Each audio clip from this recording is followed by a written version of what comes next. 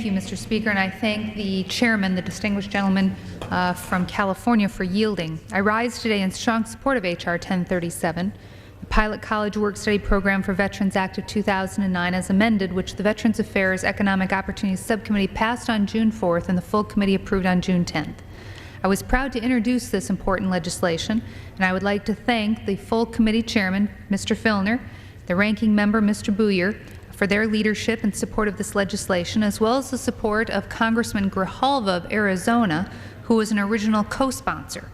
I've been pleased to be able to work with the distinguished ranking member of the subcommittee, Mr. Bozeman of Arkansas, in a bipartisan way to advance this legislation to the full committee and now to the floor. I also want to thank Congressman Teague of New Mexico for offering an amendment to this bill during the subcommittee markup that clarified the effective end date of the pilot program. This legislation works to expand and improve the educational benefits available to our country's veterans by directing the Secretary of the Department of Veterans Affairs to conduct a 5-year pilot project that tests the feasibility and advisability of expanding the scope of work-study activities available to veterans receiving educational benefits through the VA. Currently, eligible student veterans enrolled in college degree programs, vocational programs, or professional programs are eligible to participate in the Work-Study Allowance Program. However, they're limited to positions involving VA-related work, such as processing VA paperwork, performing outreach services, and assisting staff at medical facilities or the offices of the National Cemetery Administration. Thus, veterans aren't afforded opportunities similar to those offered to non-veteran students.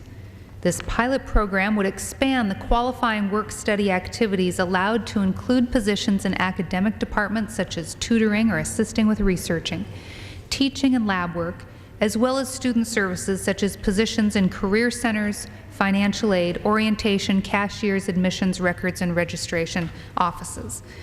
Given the wide variety of tasks our men and women in uniform perform while serving their country, our nation should be capitalizing on the unique training and skill sets that veterans who are pursuing their degrees bring to their educational institutions.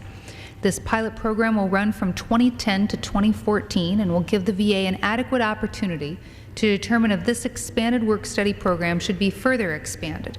This bill also requires the Secretary of the VA to publish regulations on the supervision of veterans participating in these expanded work-study positions. Educational benefits are one of the essential benefits that our country gives its veterans. These benefits help our veterans take that experience that they've gained while serving and translate that knowledge into college degrees and other types of professional development. The money we as a nation invest in the education of veterans has a direct positive economic benefit for the country. As chairwoman of the Economic Opportunities Subcommittee, I look forward to continuing to work in a bipartisan manner with Mr. Bozeman and other subcommittee members to ensure veterans are receiving the best possible educational benefits. On a personal note, Mr. Speaker, it's been 20 years now, but as a work-study student myself, I wouldn't want any of my contemporaries then, and certainly the young men and women who are serving in uniform today, to be denied particular opportunities available in an academic environment to pursue their own educational aspirations or to serve their fellow students on campus in any capacity that VA education benefits are intended to provide. So again, I want to thank Chairman Filner for his leadership on this issue, and I urge all of my colleagues to support this legislation. I yield back.